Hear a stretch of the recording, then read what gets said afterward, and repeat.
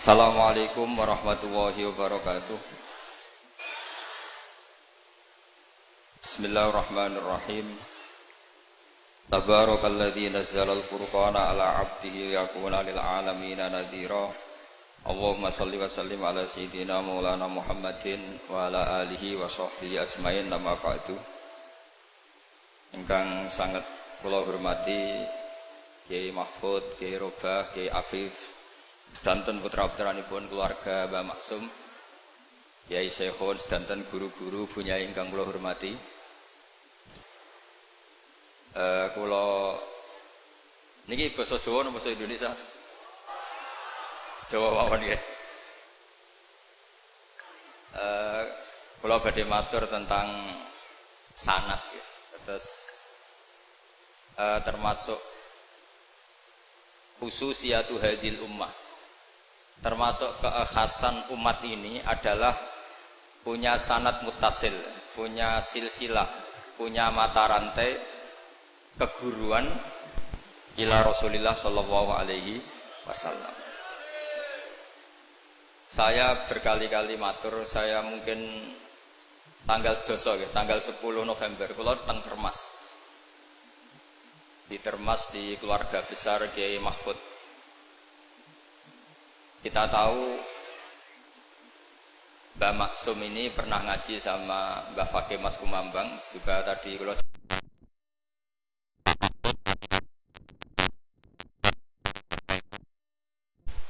kok fisik nganggo hati tuh. Ngomong fisik nganggo hati.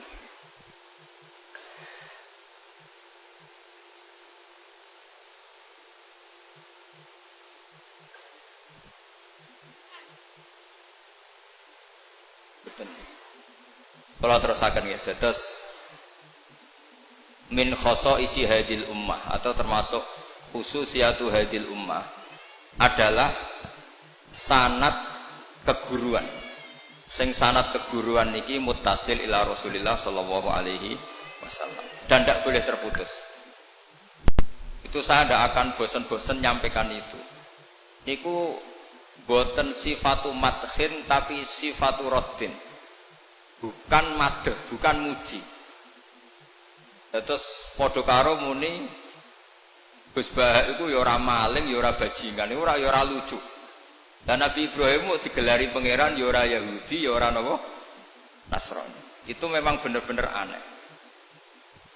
Kenapa itu terjadi? Karena ada zuriyah Nabi Ibrahim yang bernama Yahuda. Ini Yahuda bin Yakub bin Ishak bin Ibrahim. Kemudian Yahuda ini menjadi satu entitas, satu entitas atau satu komunitas atau bahkan satu agama yang akhirnya dikenal oleh Yahudiyah. Berhubung anak putune Yahudi, wong bayangno Ibrahim nggih napa? Yahudi. Karena Ibrahim itu manggon teng kawasan Bethlehem, teng Hebron, dan di situ sekarang jadi komunitas Nasrani. Orang juga menganggap Ibrahim itu napa? Nasrani. Sehingga Allah ngutus makhluk terbaiknya, nabi terbaiknya gini ku Nabi Muhammad sallallahu alaihi wasallam. Terus Nabi Muhammad niki sing ngelurusno nak Ibrahim iku mboten Yahudi, nggih mboten napa? Nasrani. Dan Nabi Muhammad mati-matian berjuang membawa tauhid, dan tauhid itu diatasnamakan millata abikum Ibrahim. Terus niki mengke dados perhatian sesarengan. Artinya gini, orang yang sudah meninggal niku sudah nggak bisa apa-apa. Berarti ini. Monggo Pak Marzuki.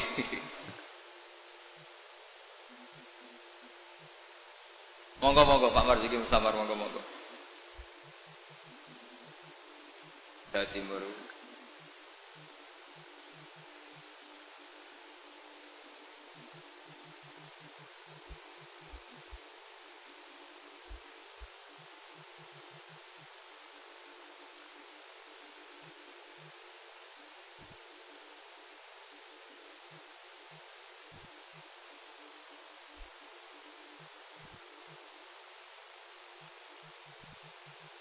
Monggo.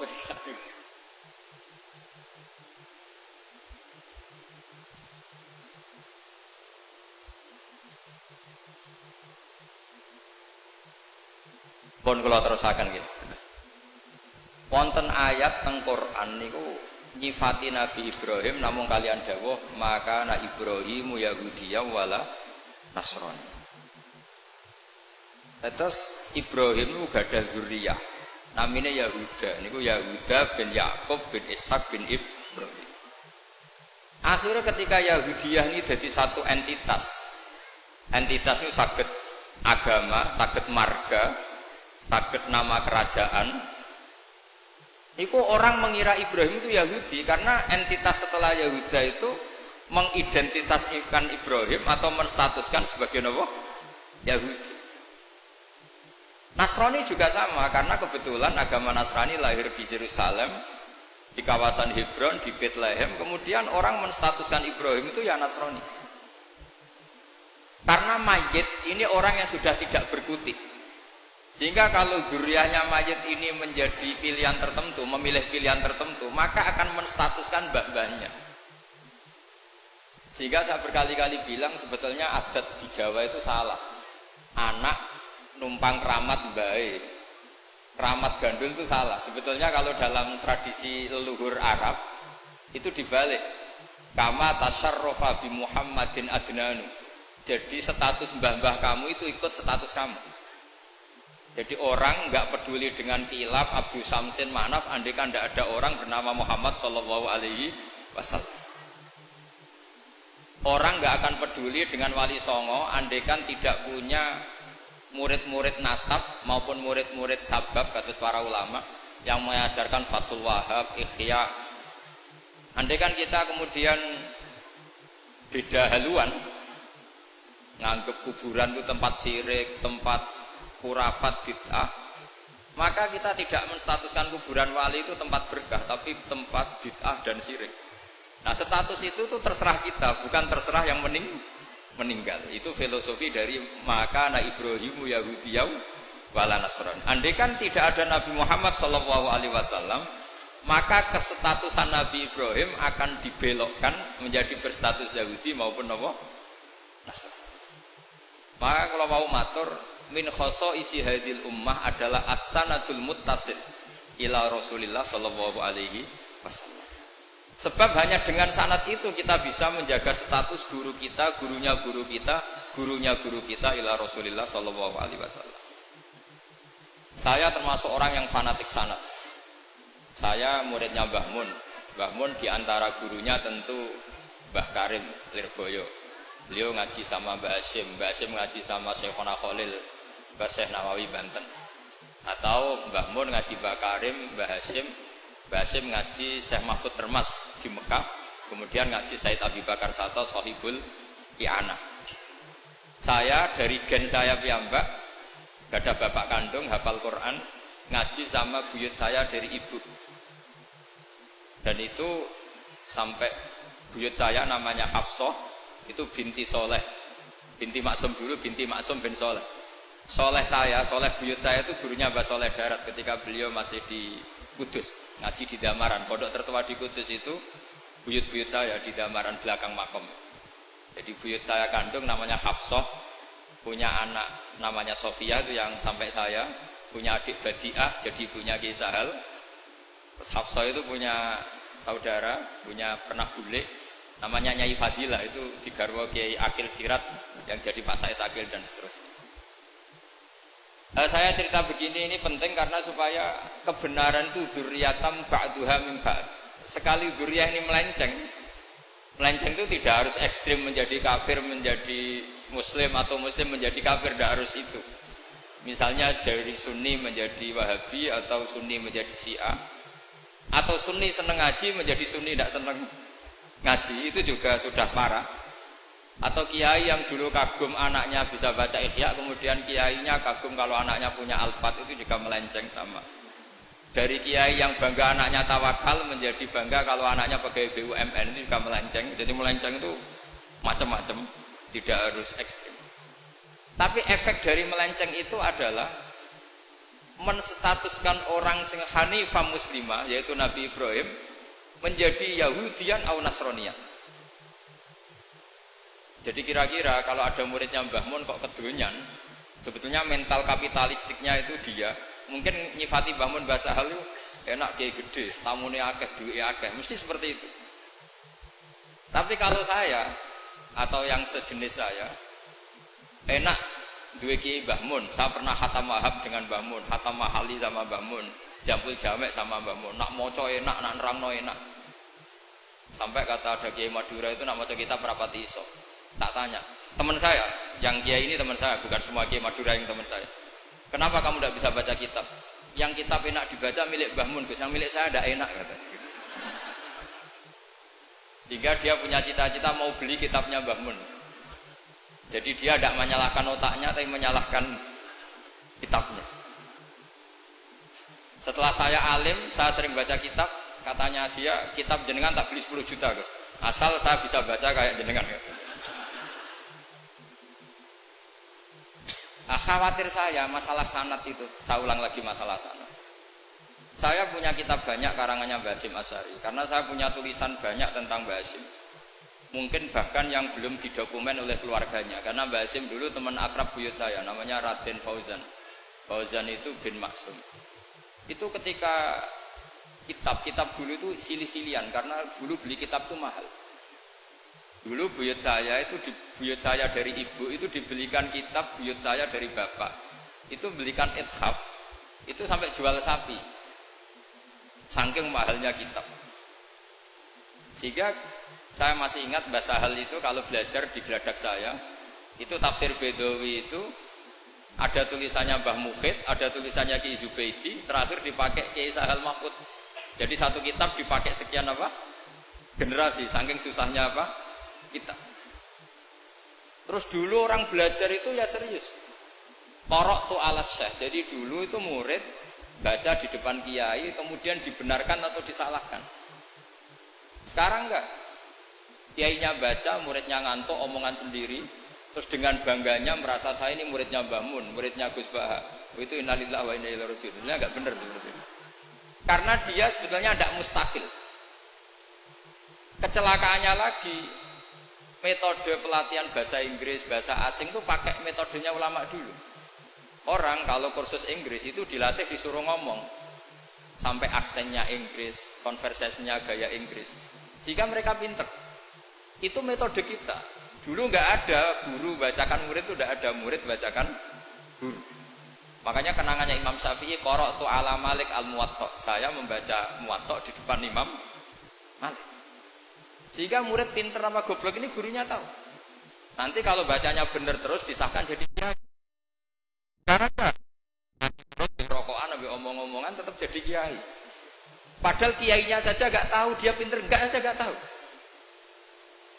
Nah ini termasuk sanad yang mungkotek. Makanya saya ini nyesal senyesal-nyesalnya. Di tradisi pesantren sekarang ngaji sorogan itu jarang. Saya alhamdulillah sampai sekarang masih ada beberapa santri yang ngaji sorogan mahali sama saya, termasuk beberapa Gus Sarang masih sorogan sama saya. Karena Mbah Mun tuh gak mau ngasih sanad kecuali sorogan. Jadi dulu saya ngaji sama Mbah Mun, cucu kandungnya Mbah Mun mau sanad mahali gak langsung Mbah Mun, harus lewat saya, karena Mbah Mun sudah tidak sorogan mahali karena sudah sepuh. Nah pentingnya sorogan itu orang mustakil, murid ini mustakil, bacanya apa ini mustakil. Jangan sampai ngalami misalnya ada murid tanya, Gus, walam tarjiman itu maknanya apa? Saya yang kecelok orang alim saja gak tahu maknanya lam tarjiman. Setelah tak lihat ternyata di bab khed walam tarodaman, dia baca langsung lam tarjiman. Ya bingung. Kok saya sampai apa? Madatul kalimah dari apa, mustaknya apa, soroknya. Akhirnya saya coba kitabnya tak lihat, ternyata walam taro daman, dia bacanya langsung lam tarjiman. Itu banyak sekali. Nah makanya saya mohon lah di dukun ini orang-orang yang alim atau ustadz alim itu harus tetap ada tradisi ngaji sorogan, terutama bagi khiyaru ahli, orang-orang pilihan. Dulu sahabat ngaji Rasulullah Quran itu ya sahabat yang baca. Dulu saya ngaji Quran, setor Quran min awali hatta akhiri, ya saya yang baca. Beberapa kali saya baca kitab di depan Mbah Mun, di depan Gus-Gus, di depan kiai-kiai saya. Jika kiai dulu itu tahu ini sudah alim, ini belum, ini setengah alim, ini setengah waras, ini tidak waras, itu tahu. Karena kelihatan sekali, tingkat naifnya itu kelihatan sekali. Misalnya ada anak baca misalnya begini, An Abdillahi bin Amrin. Itu gurunya pasti tahu. Locong kok Amrin ada wawunya, berarti bener. Misalnya An Abdillahi bin Umaro. Itu gurunya langsung tahu. Nah sekarang itu enggak.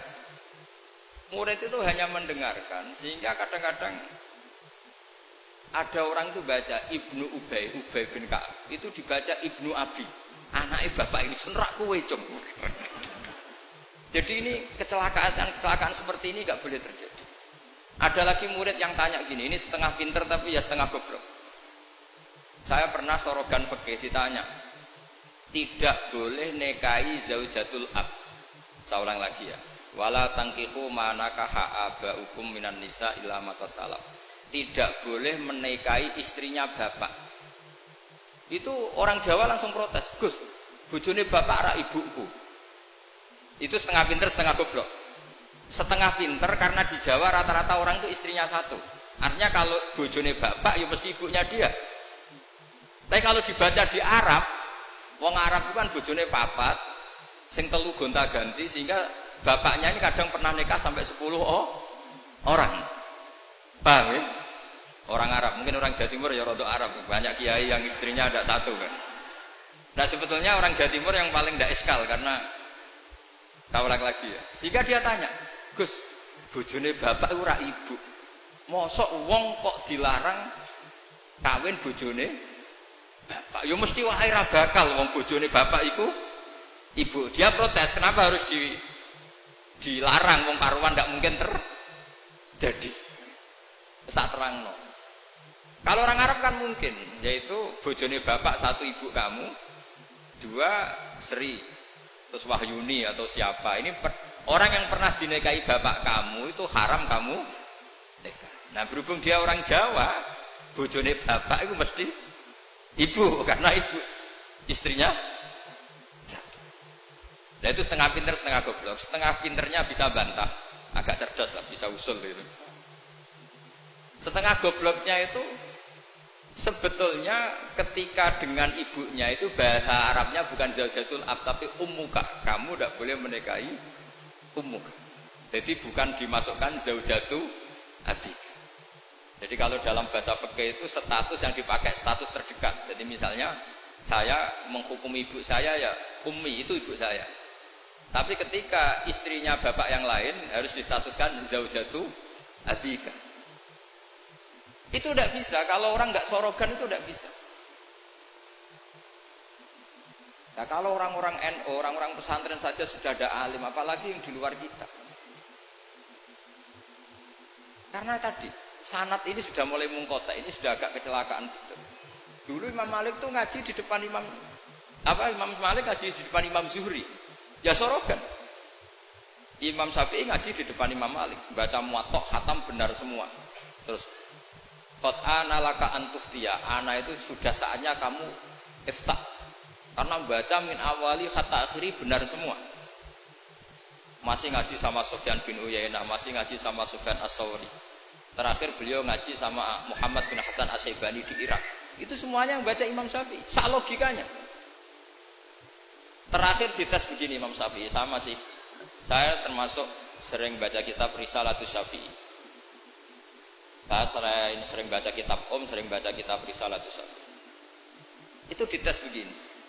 Kata Sufyan As-Sawri, ya Aba Abdillah, kalau manggil Syafi'i itu Aba Abdillah, ma makna hadisi la tuharrikut tayra min makin natiha. Gurunya yang satu tidak baca makin natiha tapi min wakanatiha. Jangan gerakkan burung dari sangkarnya. Kalau sampai yang dibedai mesti jawab ini, kurang penggawean apa ngobrak-ngobrak manuk kan gitu. Tapi Imam Syafi'i dengan fasihnya menerangkan orang Arab itu kalau mau pergi itu tatoyur. Tatoyur itu pakai ukuran terbangnya burung. Nak digusah terbang ke kanan ila aimana berarti alamat baik. Kalau berterbang as'ama atau aisara berarti burung. Nah, itu kalau ada burung di hutan terus digusah. Kalau nggak ada burung di hutan, dia memang nyimpan burung diletakkan di kurungan, tapi kurungannya dibuka terus diubrak. Nak terbangnya nganan, baik. Kalau ke kiri, buruk. Makanya disebut di Quran innama ta'irukum ma'akum inna tatoyarna bikum. Karena yang dipakai ukuran itu ta'ir. Ta'ir itu sesuatu yang terbang. Itu Imam Syafi'i langsung paham. Adatul Arab kalau mau pergi itu melihat terbangnya burung. Sehingga makna hadis la tuharrikut tayra min makinnatiha, jangan mentaklekkan barokah tidaknya pergi berdasar terbangnya burung, tapi berdasar pergi kamu itu fito atillah atau fima siat. Nangis gurunya, padahal masih Imam Syafi'i umur 15 tahun. Wong kok pinter ngono. Makanya terus sampai dipuji-puji. Saya punya keyakinan kalau nanti fata min Quraisyin yamla utibaqal ardi ilman tuh kamu. Padahal teksnya hadis hanya gitu, jangan gerakkan burung dari sang. Itu dulu mungkin orang alim sampai seperti itu mungkin. Karena ngajinya sorokan, mustaqil.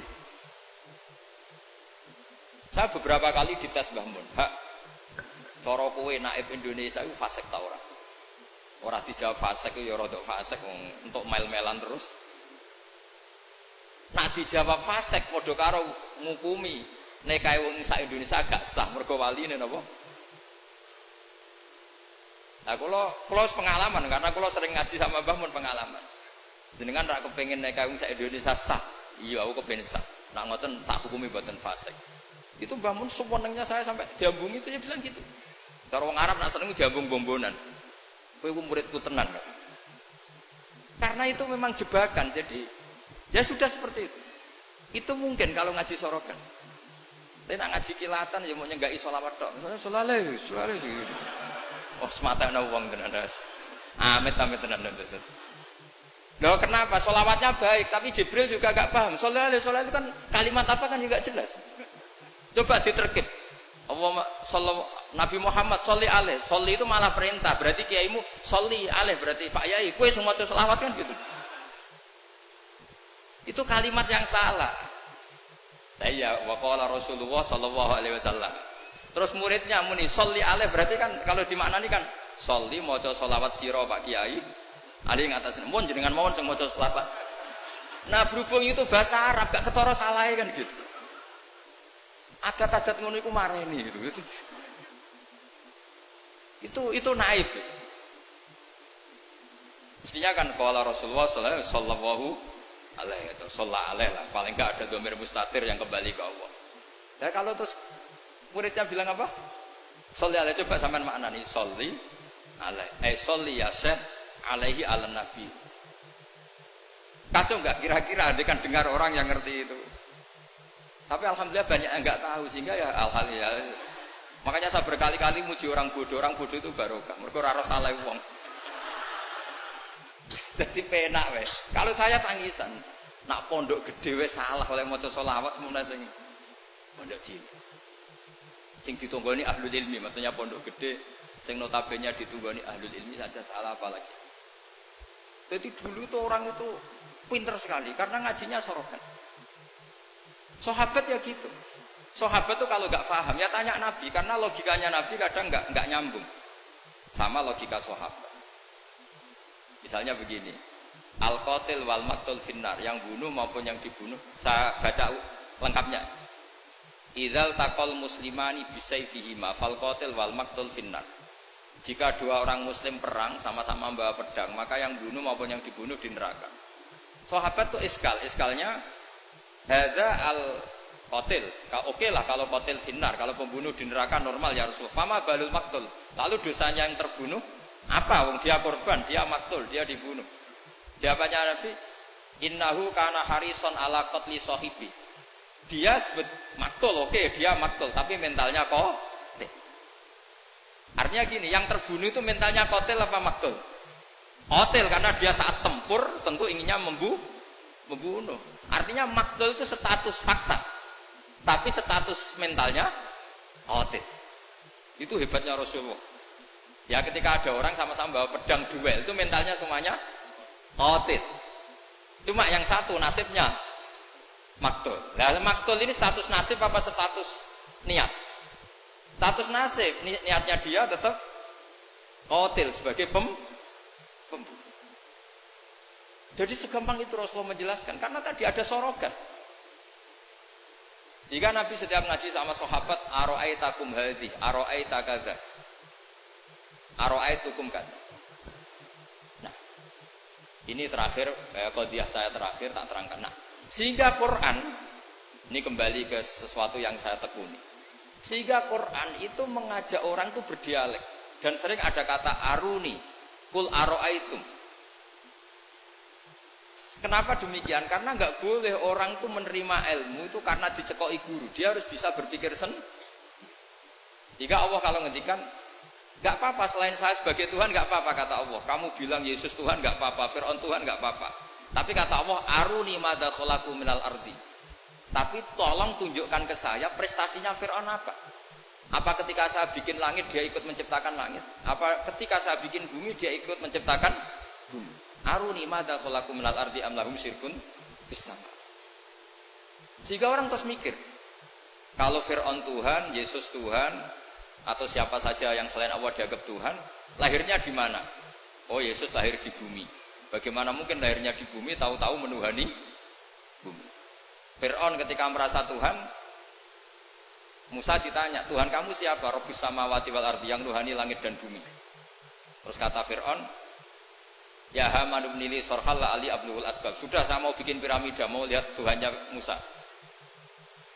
Terus soal di bumi kata Fir'aun, ma'alim tulakum min ilahin wiri. Saya jalan-jalan kemana-mana, setahu saya yang dituhankan saya, kata Fir'aun.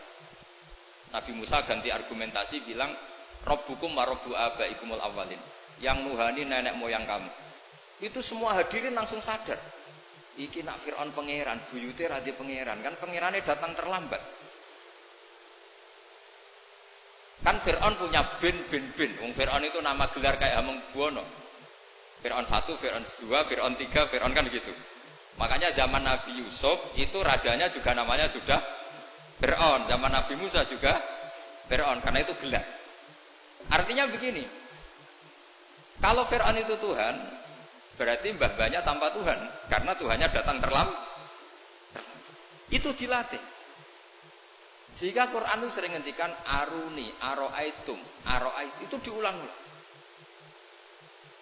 Ngaji sorogan itu pentingnya ya seperti itu. Santri akan tahu. Ini bacanya yajibu apa yajubu. Kalau di hadis al-Islam yajubu ma qabla. Mergo maknane yaktok. Jadi ketika ada seorang sahabat lama sekali kafir dulu, ketika Islam dia ngeluh, ya Rasulullah setelah saya Islam apa dosa saya zaman jahiliyah diampuni. Terus Nabi ngendikan al-Islamu yajubu ma qabla. Itu bacanya bukan yajibu tapi apa? Yajubu ayaktau. Nah kalau pas ini kamu baca yajibu kan, al-Islamu te Islam yajibu, pusing kamu. Itu kalau nggak sorokan nggak bisa. Jadi saya mohonlah sanad ini nggak boleh hilang, karena yang punya khazanah kealiman itu kita itu maksudnya pesantren. Kalau kita saja tidak alim, apalagi di luaran kita. Ini bukan urusan suudzon atau menstigmasi, enggak. Yang menyediakan itu kita. Di luar kita malah pakai terjemah, pakai paling KHI lah, kompilasi hukum Islam. Yang masih pakai teks Ihya Fathul Wahab itu kita. Karena Fathul Wahab Ihya dikerdusi nganti sawangan. Ya ini dhewe maca terjemahan. Ngaji ini nganggo laptop amen ngincang-ngincang perkara ndelok terjemah. Sinalillah wa inna ilaihi rajiun. Itu bukan apa-apa sebenarnya, orang ndak alim itu ndak apa-apa, ndak dosa. Tapi kan masalahnya sing ra alim ta yo gayane kok wong alim. Itu semani masalah kan itu. Kon ngaku bodoh kan yo ora gelem kan. Dulu itu ndak seperti itu. Sehingga Nabi Ismail misalnya, Nabi Ibrahim itu nabi loh. Nabi itu diperintah Allah mesti benarnya. Inni arafil manami anni atbahuka. Saya bermimpi, mimpi anbiya adalah wahyu, bahwa saya disuruh nyembelih kamu. Apa kata Nabi Ibrahim? Fangdur madza tara. Lalu menurut pendapat kamu gimana? Karena mulai dulu enggak, jadi tradisi di kampus dua arah, mahasiswa disuruh mikir, disuruh cerdas. Itu dulu kita sebelum ada kampus itu para nabi sudah punya tradisi murid itu mustaqil bil fikr. Murid bisa mikir sendiri. Fangzur madza tara. Menurut pendapat kamu gimana Ismail? Supaya apa? Kalau Ismail betul-betul nanti disembelih, itu dia tidak hanya nurut Nabi Ibrahim tapi memahami, jika dapat ganjaran 2 kali, nurut bapak ya nurut pangeran, atau nurut pangeran ya nurut bapak. Fangzur madza tara qala ya abatif almatu. Jadi tidak mentang-mentang Ismail aku dikongkon pangeran nyembelih kowe, ayo nang tak sembelih, tak oleh bantah nurut. Tidak ada seperti itu. Itu lagi-lagi yang ada itu di ngaji sorogan. Nah, kemudian saya sekarang cerita masalah sorogan. Saya beberapa kali punya kenangan Mbah Mun, karangan terakhir beliau Al-Ulama Al-Mujaddidun. Tiap ketemu mesti disuruh baca itu. Sampai saya pas haji sama beliau ya baca itu di Tujami Bari Rasulillah. Ketika saya di Sarang tiap Syawal ya baca itu. Sampai kitab itu untuk murid-muridnya identik dengan saya karena saya sering, bahkan di kitab saya paling banyak oret-oretan tulisan tangannya Mbah Mun karena beliau tahu kalau saya menekuni kitab itu. Jika beliau senang sekali. Termasuk begini pertanyaan saya.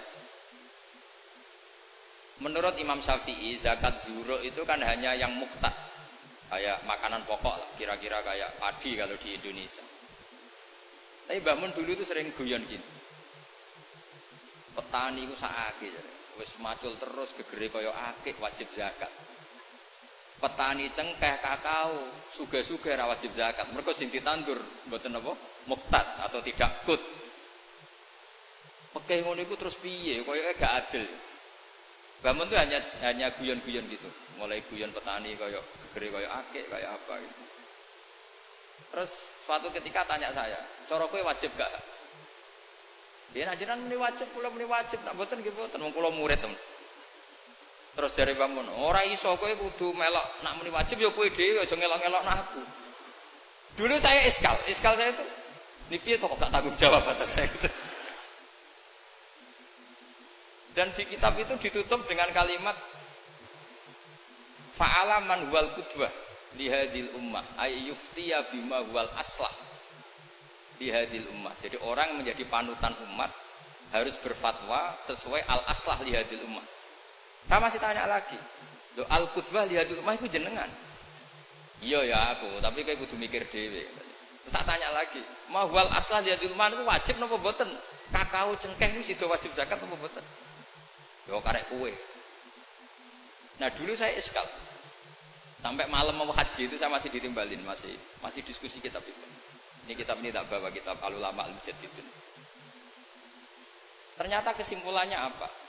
Fatwa itu nggak boleh hanya gurunya paham, muridnya tidak.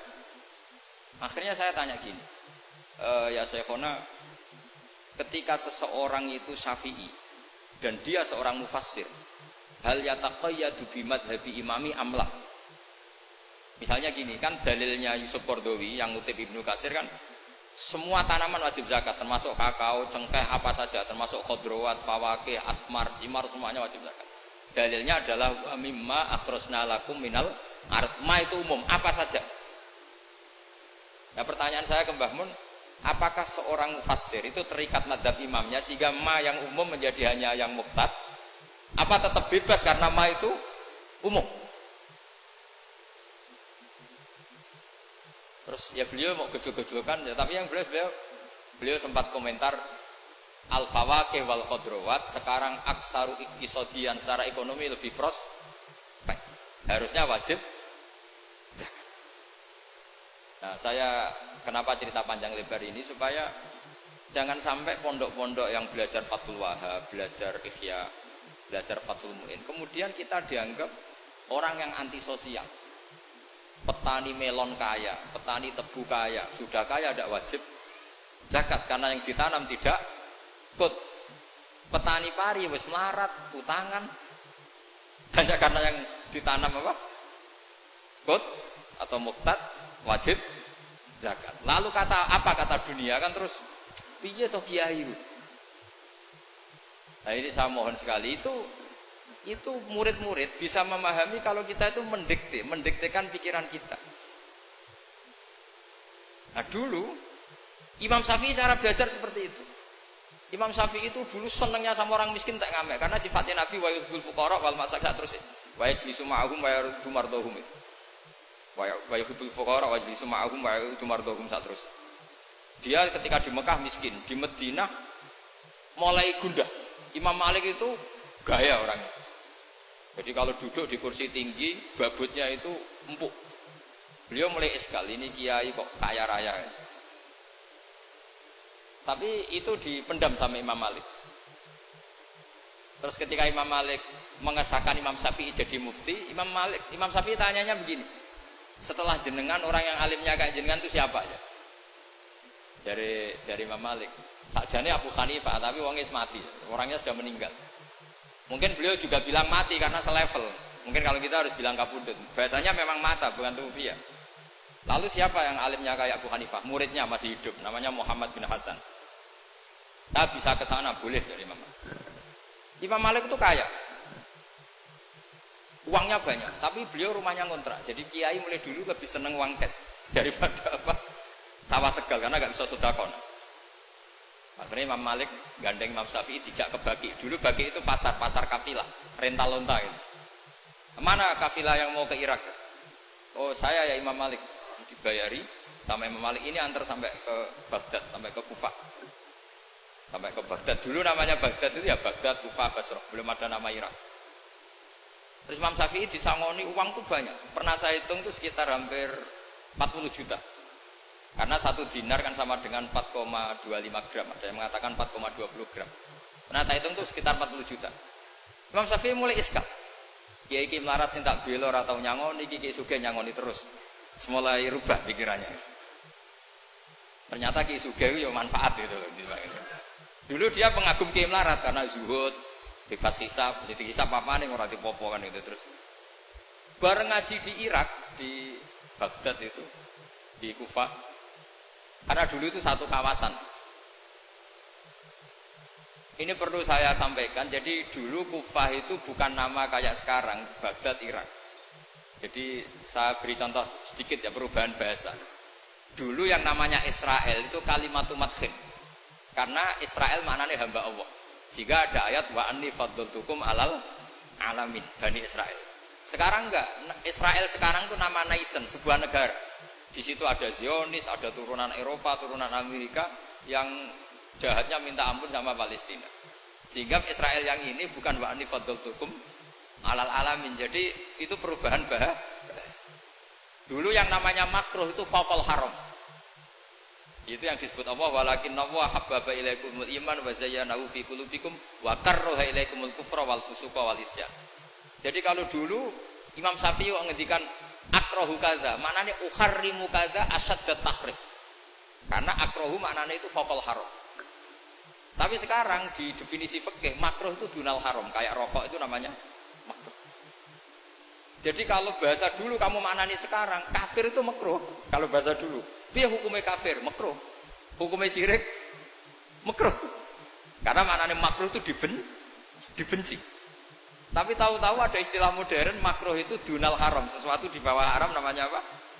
Makruh. Itu kamu nggak boleh terjebak bahasa itu. Dulu namanya Kufah itu satu entitas. Jika Ibnu Abbas pernah nasihati Said Husain, Al-Kufah la tafi, wong Kufah itu atau jujur. Karbala juga gitu, dulu satu entitas. Makanya Said Husain ngintikan ini daerah mana? Karbala, ini Karobun wa Balaun. Nah sekarang terjadi satu nama. Dulu Mesir itu gubernuran dipimpin Sayyidina Umar dari Medina. Mesir itu provinsi, Syria juga apa? Provinsi, semuanya provinsi. Sekarang jadi negara. Saya teruskan. Ketika ngaji di Muhammad bin Hasan As-Syaibani itu pas beliau di ruang tamu itu ngitung lantaan emas. Jadi emas itu lantaan buahnya. Dari satu peti dipindah ke peti lain. Terus sekarang mungkin kiai ngitung dolar. Dolarnya banyak. Jadi kesunatan kiai kalau ngitung uang itu menurut saya di ruang tamu. Kalau ada santrinya. Ben santri ini ra kepikiran nyalami template. Gara-gara kiai ini duwe akeh mbok melarat itu udah tak kepikiran santri ini nyangoni kan. Itu Muhammad bin Hasan As-Syaibani kalau ngitung uang itu di ruang tamu. Banyak lagi emas lantaan. Imam Syafi'i tambah iskal, ini kiai kok malah Imam Malik wis tak anggap kedunya iki malah parah. Tapi setelah Imam Syafi'i iskal, Imam Muhammad bin Hasan Asy-Syaibani itu ajibta min hadhi, maksudnya min hadhil waqi'ah, kamu kaget dengan peristiwa ini. Iya, kamu kiai kok kaya raya. Terus kata Imam Muhammad bin Hasan Asy-Syaibani, harta ini milik saya, miliknya orang soleh, miliknya orang alim. Nak kowe ra seneng wong alim sugih iki tak kekne wong-wong nakal, ben dienggo nglonte, dienggo demenan.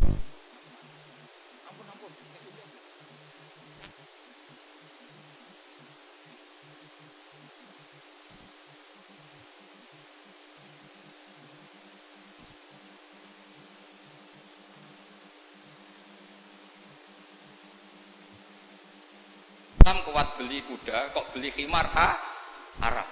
Mergo al-Islam ya lu wala.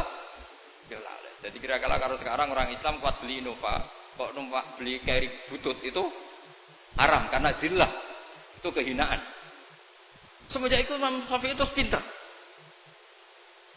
dia. Iya. Nak kiai tak haramno sugih. Terus sing sugih wong fasik yo repot dunya. Kiai tak haramno jabat, sing jabat wong fasik, amen perda nglindungi tempat-tempat mak. Iku ya terus repot. Nah, sanad itu sampai Imam Ghazali. Termasuk yang tak baca kak saya ketika bela bangun al-intisar lima dzaibi syaihina itu, saya bela diantara adalah ulama harus punya pangkat supaya otoritas itu dimiliki orang soleh. Terus wa amal isu wal jafa bihi ma yadfaul insan an nafsi adil terusnya. Ada yang baca fabihi, kalau fabihi domirnya mufrad. Semenjak itu kakak saya pernah wakil bupati, Eropa pernah bupati, Gus Yasin Putra Bangun wakil gubernur. Itu panjang, sanad pemikiran seperti itu tuh panjang. Kalau kiai tidak boleh jabat, ya biar yang jabat orang fasik. Nanti perdanya menguntungkan ahlul fiqih dan seterusnya dan seterusnya. Dan itu ulama dulu bisa menerangkan dan memahamkan pada murid-muridnya karena ngajinya soro.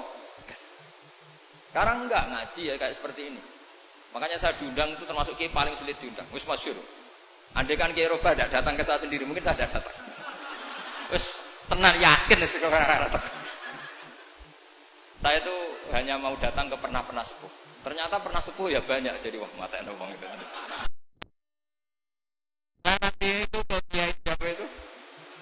Kiai Jamal itu kan iparnya Basal itu sepupunya Mbah saya. Mbah Jamal itu abahnya Gus Rosin. Saya tiap bulan kan ngajar di pondoknya Mbah Sahal karena memang sepupunya Mbah saya. Kemarin di Termas, jadi pernah sepuh ternyata banyak. Makanya ini yang nom-nom tuh haram undang saya, ini sudah tak maklumatkan. Karena logikanya jelas lah, aturan santri itu hormat mbek sing sepuh. Nah, kiai nom ngundang aku itu dosa. Mergo ngatur sing luwih tuh, wah. Jelas iku jelas dosa, cara fikih jelas dosa. Apa meneh nom kalah pinter tambah dosa ngatur wong alim. Wes jelas cara fikih seperti itu. Kamu enggak boleh bantah hukum. Nah, kira-kira hukumnya gimana? Wong bodoh ngatur wong alim, kira-kira hukum gimana? Kira-kira dosa ndak? Dosa, yakin dosa. Jadi sanad ilmu itu terjaga sampai seperti itu, ada dialek.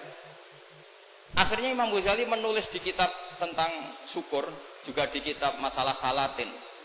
Jangan kira Nabi setelah jabat, yaitu menguasai Mekah dan Medina, itu pahalanya kalah ketika Nabi yu'dha wa yudrok, ketika Nabi disakiti. Kenapa begitu? Nabi ketika disakiti, diusir di Mekah, ganjarannya Nabi tetap hanya sabar tok. Oke, sabar itu mendapat pahala. Tapi ketika Nabi kuasa, maka ganjarannya Nabi bukan lagi sabar, tapi mengatur Mekah supaya la yatufu bil bait uryanun wala kadza wa kadza. Ka'bah harus steril dari berhala. Ka'bah enggak boleh ada orang telanjang toa. Artinya apa? Dengan Nabi berkuasa bisa menertibkan aturan yang menguntungkan syariat. Artinya apa? Ya sudah seperti itu. Semenjak itu terus Imam Syafi'i, wah nak ngono wong Islam ora oleh kalah. Ya terus keterusan tadi di fatwa-fatwa fikih apa? Syafi'i. Nah, semenjak itu terus mungkin Kiai Jabat dulu Mbah Hasyim punya putra Gus Wakid di Menteri apa? Agama. Karena menjaga madzhab ahli sunnah apa? Wal Jamaah. Kalau menterinya tidak ahli sunnah kita juga repot. Coba misalnya ada pelaturan menteri, ziarah kubur itu bid'ah, dalilnya ini. Terus disosialisasikan ke semua khotib. Pusing zaman kan? Kalau yang jadi menteri kelompok kita sendiri kan ya sudah dianjurkan biar ingat mati. Tapi kalau yang maklar ziarah ya dianjurkan supaya dapat selisih ya macam-macam lah. Kalau niatnya orang semacam-macam lah. Tapi yang jelas itu efek efek dari kebijakan ini luar biasa. Sehingga semenjak itu Imam Syafi'i ngarang bolehnya orang soleh kaya, bolehnya orang soleh jabat. Jadi itu panjang dialek itu. Dan dialek yang panjang ini muridnya tetap paham karena lewat tadi pemahaman yang benar, sorogan tadi. Itu istilahnya Nabi Ibrahim, fangdur madza. Nah, ini mulai hilang, makanya saya mengutarakan sesuatu yang mulai hilang. Cobalah dihidup-hidupkan lagi. Untuk anak-anak kiai cobalah tetap sorogan. Saya alhamdulillah dulu menangi sorogan. Sekarang beberapa gus ya masih ada yang sorogan sama saya, sama guru-guru yang lain di beberapa pondok ya masih. Itu harus diteruskan. Karena itu sanad muttasil ila Rasulillah sallallahu alaihi wasallam. Masyhur itu. Ketika Abdullah bin Mas'ud mau ngaji sama Nabi, "Iqra alayyal Qur'an," kata Rasulullah. "Aqra'u wa alaika unzil." Mosok kula sing maos Nabi kan Quran diturunke ning jenengan. "Inni uhibbu an asma'ahu min ghairi." Aku seneng nek sing maca wong liya. So, Abdullah bin Mas'ud mulai baca surat Nisa. Baca sampai ayat fa kaifa idza ji'na min kulli ummatin bisyahidi wa ji'na bika ala haula'i syahida. Fa idzan ainahu tadrifan, terus Nabi nangis. Tapi intinya itu ada sanad bahwa murid yang baca. Ini ngoten mawon. Assalamualaikum warahmatullahi wabarakatuh.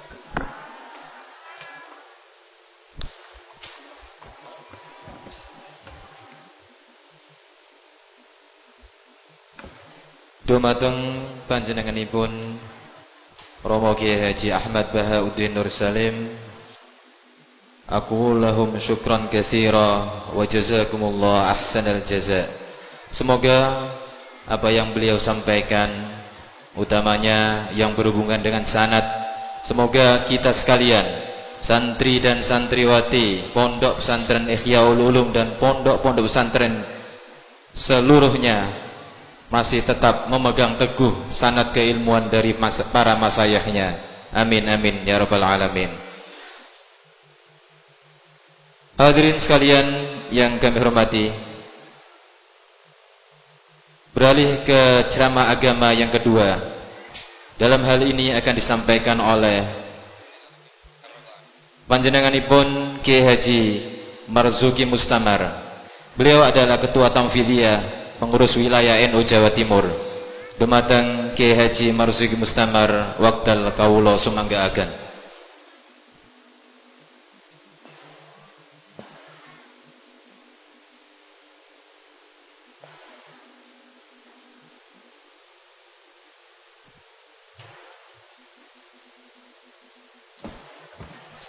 Allahumma sholli ala Muhammad. Assalamualaikum warahmatullahi wabarakatuh. Bismillahirrahmanirrahim. Alhamdulillahi wahdah. Wassalatu wassalamu ala sayyidina Muhammad la nabiyya wa la rasula ba'dah. Amma ba'd.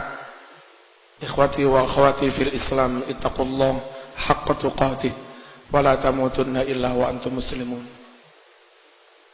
Gus Ahmad Baha Atallahu baqa'ak, mungkin panjang umur Gus. Kita semua kepingin sekali suatu saat kita punya Rois Am bin Kiai Nur Salim, namanya Gus Baha. Amin Allahumma amin. Bayi Mahfud mungkin sehat, Bayi Afif, Mbah Yai Robah, seluruh zuriyah dari Mbah Maksum, mata'an Allah bituli hayatihim wa nafa'ana bi'ulumihim wa afadu alaina min barakatihim. Hadratil afadil, para masyayikh, hadirin hadirat. Tiang Malang niku menawi Gus Baha ugi kepingin selamat kados tiang Sarang, kados tiang Rembang. Syaratnya selamat kedah wonten sanad Gus. Nah, milo menawi tanggal 13 Juni jenengan boten rawuh, berarti tego mentolo wong Malang gak selamat. Niki boten wong isor ngatur wong dhuwur, boten santri ngatur kiai, boten. Santri pengen tabarukan kalih kiai. Mugi-mugi tanggal 13 Juni saged rawuh dateng Malang dalem sampun matur Kang Mas panjenengan. Mugi-mugi panjenengan manut kalih Kang Mas.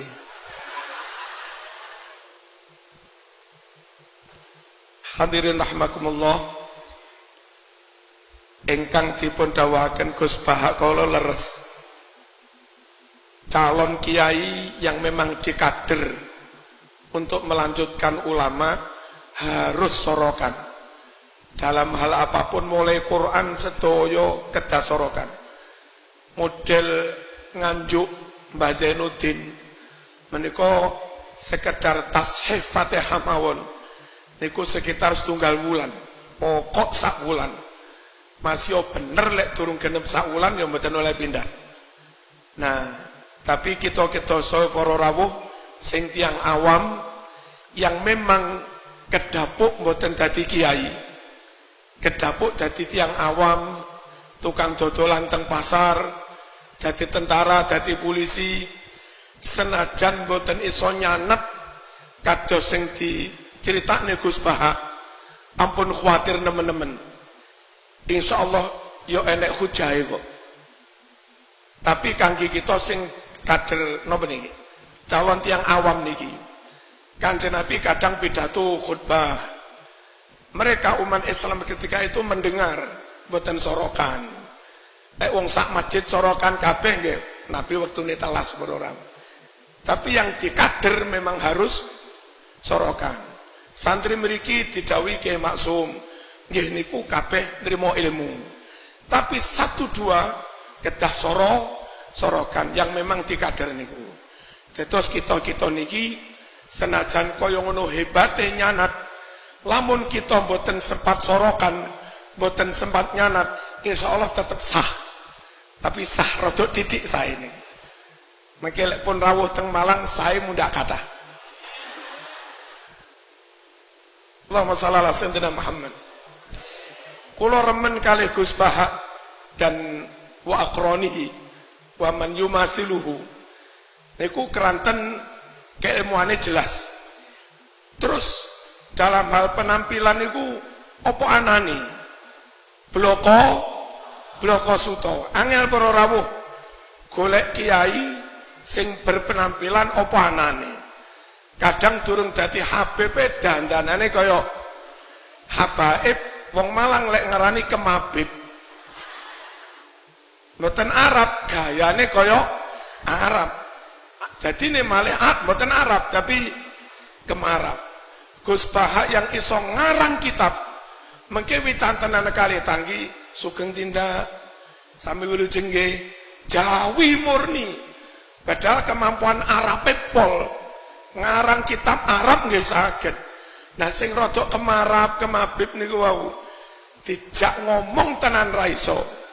Cara dikongkon nerusne nunan talil i'rabang ya ramuni ya. Oh ora muni. Tapi lek gayane Gus Bahak kalah. Serbane jos. Coba yo jos lek perlu minyak wangi sak liter sokne kabeh. Gayane Masya Allah ya khair, alhamdulillah ya khair, subhanallah ya khair. Mbah Mahfud mboten nate ngoten niku. Padahal hafid maca kitab nggih saged, nggih lulusan Timur Tengahan. Nggih mengke kepanggih kula, Ustaz kemudi ngoten mau. Mboten minfen, mboten nate. Nah, niki penting para rawuh.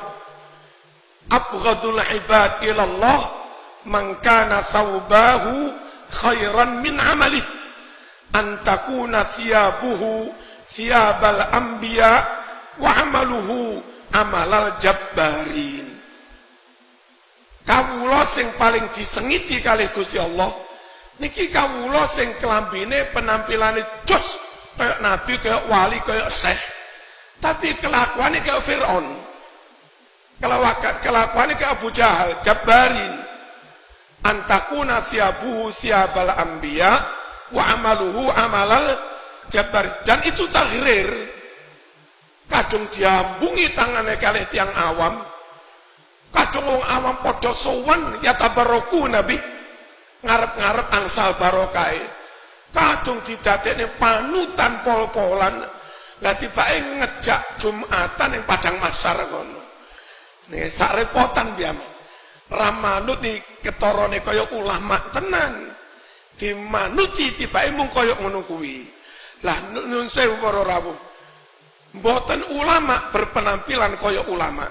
Itu bagian dari proyek besar menjauhkan umat dari para ulama yang sebenarnya. Apalagi ditambahi nyun sewu propaganda hitam sing Gus Bahak niku liberal lah macem-macem. Malah kira-kira diarani radikal barang. Wong ora kober benek sing dhuwur niki barang. Allahumma shalli ala sayyidina Muhammad. Tirose Kanjeng Nabi sayati alummati zaman yafiru fihi nasu minal ulama wal fuqaha. Nah, menungso umat niki menjauh dari ulama.